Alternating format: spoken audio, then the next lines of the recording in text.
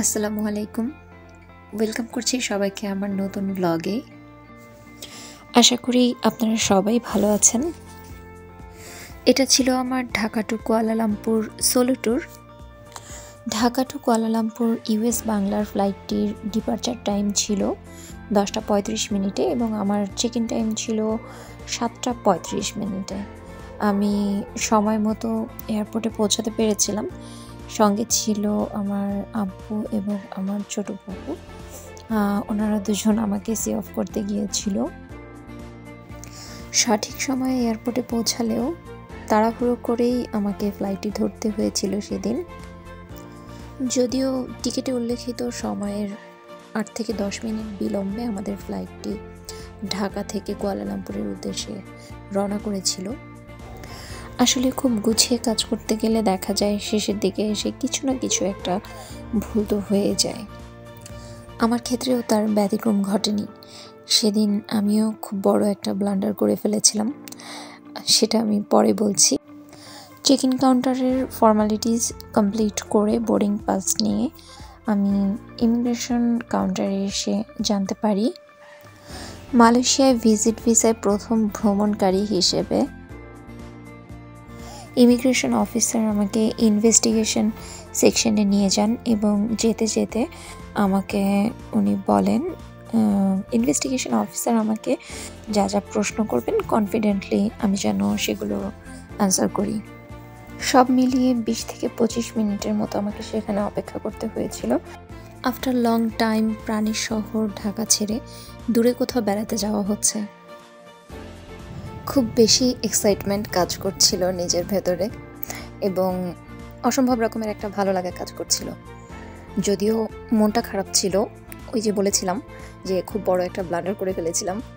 Check in কাউন্টারে বোর্ডিংয়ের সময় window seat confirm করতে গিয়ে আমার হ্যান্ড ক্যারি ব্যাগটা আমি বুকিংয়ে দিয়ে দিই, যেখানে আমার প্রয়োজনীয় সকল ডকুমেন্ট ছিল, যে ডকুমেন্টগুলো আমাকে ইমিগ্রেশন কাউন্টারে সাবমিট করতে হতে পারত। লাঞ্চে আমাদেরকে সার্ভ করা হয়েছিল plain rice, beef, vegetable with soft drinks এবং ডেজার্ট হিসেবে খুব সুস্বাদু একটা ফিরনি ছিল। তারপর আমি অবশেষে আমার কাঙ্ক্ষিত জিনিসটি পেয়ে গেলাম। আমাকে চা আর কফির মধ্যে আমি চা প্রেফার করেছিলাম। মেঘের খেলা দেখতে দেখতে গন্তব্যস্থলের সীমানায় এসে পৌঁছে গেছে। ততক্ষণে মেঘের এই সুন্দর ভেসে থাকা দৃশ্যটা দেখতে সত্যি চমৎকার লাগছিল, উপভোগ করছিলাম। 3 থেকে 3.5 ঘন্টার জার্নি প্রায় শেষ হতে চলেছে এবং বলেছিলাম আমার মন খারাপ ছিল কী কারণে। সেটা হচ্ছে আমার হ্যান্ড ক্যারি ব্যাগে আমি আমার হেডফোনটা নিয়েছিলাম, যেটা ছাড়া আমি জার্নি করা আমার পক্ষে খুব বেশি কঠিন হয়ে যায়। একা জার্নিতে হেডফোনটা একটা সাপোর্টিভ রোল হিসেবে কাজ করে বলে আমি মনে করি। আর কিছুক্ষণের মধ্যে আমরা কুয়ালালামপুর সিপাং এয়ারপোর্টে অবতরণ করতে যাচ্ছি। এবার আমার মালয়েশিয়া ইমিগ্রেশন ফেস করবার পালা। এখানে আমি একটা জিনিস মেনশন করতে চাই, যেটা মালয়েশিয়া ইমিগ্রেশন নিয়ে আমাকে অনেকে অনেক রকম ভয় ভীতি দেখিয়েছে। একা ট্রাভেল করছো, ফিমেল প্লাস সিঙ্গেল, অনেক ঝামেলা হবে ইমিগ্রেশনে, এমনকি ফেরতও পাঠিয়ে দিতে পারে, এমন কিছুই শুনেছিলাম। নামটা মেনশন করতে চাচ্ছি না, কাউকে ছোট করা বা হেয় করা আমার উদ্দেশ্য নয়। উপর থেকে পাম গাছের শাড়িগুলো দেখতে বেশ ভালো লাগছিল। আমি সব সময় পজিটিভ থাকতে পছন্দ করি, পজিটিভ চিন্তা করতে পছন্দ করি এবং অপরের কাছে থেকেও পজিটিভ কিছুই আশা করি। এমনিতেই এত আতঙ্ক কাজ করছিল, তার মধ্যে আমার টিকিট এবং পাসপোর্ট ছাড়া সমস্ত ডকুমেন্টসই আমার বুকিং ব্যাগে ছিল। আসলে কনফিডেন্টলি কাজ করলে কাউকে কখনো কোথাও থেমে থাকতে হয় না, এটা আমি খুব ডিপলি বিলিভ করি। যে কোনো কঠিন মুহূর্তে বিচলিত না হয়ে মাথা ঠান্ডা রেখে স্মার্টলি নিজেকে প্রেজেন্ট করার মধ্যেই বুদ্ধিমানের পরিচয় পাওয়া যায়। আমার ক্ষেত্রে এই সূত্রটা যেন জাদুর মতো কাজ করে গেল। ইমিগ্রেশন অফিসার আমাকে জাস্ট 2টা প্রশ্ন করেছিল। আমার রিটার্ন টিকিট ডেট ছিল ভিসার ভ্যালিডিটি শেষ হওয়ার জাস্ট একদিন আগে আমি 19 অক্টোবর যাত্রা করেছিলাম এবং 16 নভেম্বর আমার রিটার্ন টিকেটের ডেট ছিল। তো উনি আমাকে জিজ্ঞাসা করেছেন একদিন আগেই আমি ব্যাক করছি সেখান থেকে। এবং দ্বিতীয় প্রশ্নটা ছিল আমি এখানে কোথায় উঠছি, আমার কোনো হোটেল বুকিং অ্যাড্রেসটা উনি জানতে চেয়েছিলেন।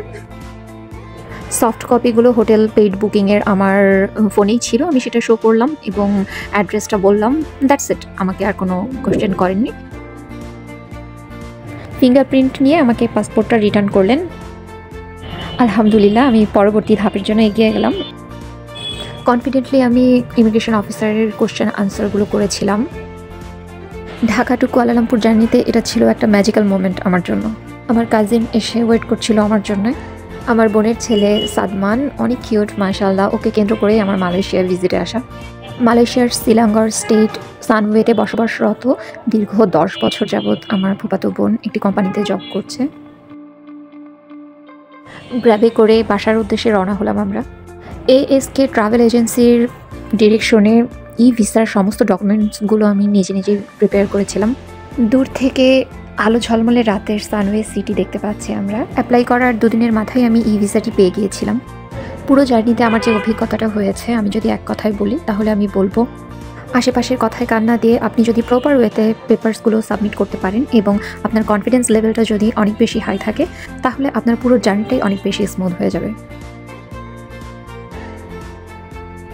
অনেক বেশি টায়ার্ড ছিলাম। একটা ফ্রেশ ঘুম দিয়ে সকালে উঠে সকালের দৃশ্যটা একটু ক্যাপচার করেছি। সানওয়ে লেগুন থিম পার্কের ঠিক পেছন বরাবর ইন্দাভিলা নামক কন্ডোমিনিয়ামটি। এটা ছিল ফ্রন্ট ভিউ এবং পাশেই সানওয়ে পিরামিডটা দেখা যাচ্ছে। বাসা থেকে ঠিক 2 থেকে 3 মিনিট ওয়াকিং ডিস্টেন্স। বিল্ডিংয়ের মাথায় ছোট্ট একটি পিরামিড দেখতে পাচ্ছি আমরা। এক কথায় অসাধারণ। সুইমিং পুল এবং কার পার্কিং এরিয়া দেখা যাচ্ছে এবং কার পার্কিংয়ের বাউন্ডারির ওই পাশটা পুরাটাই সানওয়ে লেগুন থিম পার্কের দখলে রয়েছে এবং সারা দিন রাত পার্কের রাইডগুলোর আওয়াজ ভেসে আসতো। এটা হচ্ছে আমার বোনের বাসার এন্ট্রান্স। সন্ধ্যায় পুল সাইডে ঘুরতে গিয়েছিলাম, একটু ক্যাপচার করার চেষ্টা করেছি।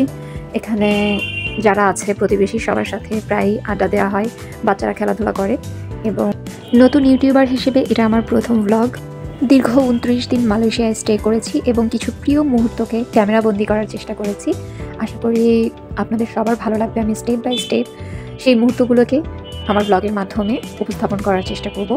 নতুন হিসেবে ভুলভ্রান্তি থাকতেই পারে, ক্ষমা সুন্দর দৃষ্টিতে দেখবেন সবাই। আমার ভিডিওটি যদি আপনাদের কাছে একটুও ভালো লেগে থাকে প্লিজ লাইক, কমেন্ট, শেয়ার এবং সাবস্ক্রাইব করে আমার পাশে থাকবেন, আমাকে সহযোগিতা করবেন। আপনাদের শুভকামনা, আপনাদের সহযোগিতাই এগিয়ে নিয়ে যেতে পারে আমার নতুন এই চ্যানেলটি। আমি আরও উৎসাহ ও অনুপ্রেরণা পাবো আপনাদের মূল্যবান কমেন্টের মাধ্যমে। প্লিজ কেউ কমেন্ট করতে ভুলবেন না। ভালো থাকবেন, সুস্থ থাকবেন, সবার জন্য অনেক অনেক শুভকামনা।